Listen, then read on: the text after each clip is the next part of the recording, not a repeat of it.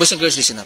Just want to remind all aspiring applicants, either sa PCG, sa PNP, sa Army, or sa any branch of service, na sana alagaan nyo muna yung sarili nyo bago kayo pumasok or naka-mindset na sa sarili nyo na gusto nyo pumasok sa serbisyo, di ba? Ibig ko sabihin, alagaan nyo muna yung sarili nyo na in the way na wag muna kayo magpatato. Wag muna kayo magpabutas ng tenga, di ba? Wag muna kayo magpataba, di ba? Hindi naman natin maiiwasan tumaba, but as much possible i-maintain natin yung body weight natin, di ba? And wag magbisyo, manigarilyo, mag-inom. Okay lang mag-inom, but wag yung sobra-sobra. Kung gusto niyo talagang pumasok sa serbisyo, alagaan niyo yung sarili niyo.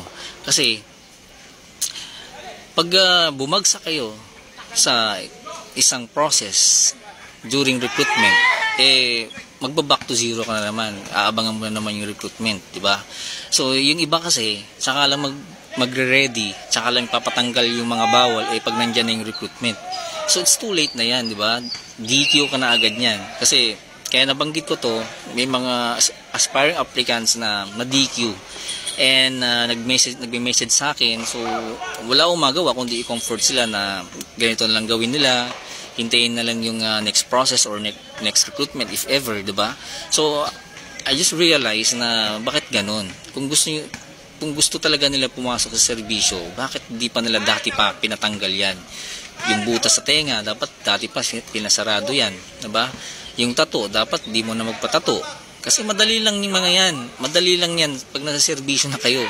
Magpatato ka, magbutas ka ng tenga mo. Madali na lang yan pag nasa serbisyo ka na. Pero if you're aspiring applicants, dapat wag mo nang gagalawin lahat.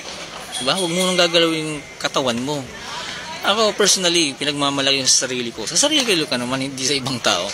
Pinagmamalaki sa sarili ko until now, na nasa serbisyo naman ako. Wala pa akong butas sa tenga. At wala rin akong tato. So, depende na lang siguro yan sa tao na yan. So, if you're aspiring applicants at naka-mindset na sa sarili mo na papasok ko sa serbisyo or baka nga gusto pong pumasok sa academy, di ba? Dapat bawal lahat yun. Kompleto ang ngipin mo, di ba?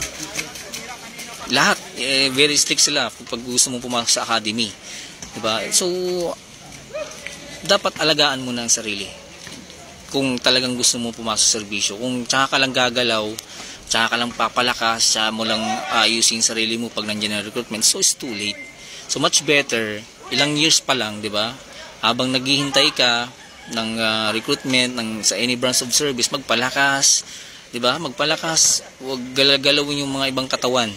So kung pag nandiyan ka na, at least kung sa medical pa lang, di ba? Wala ka na magiging worries sa mga ibang process sa medical, di ba? So, just remind you, boys and girls. So, good luck.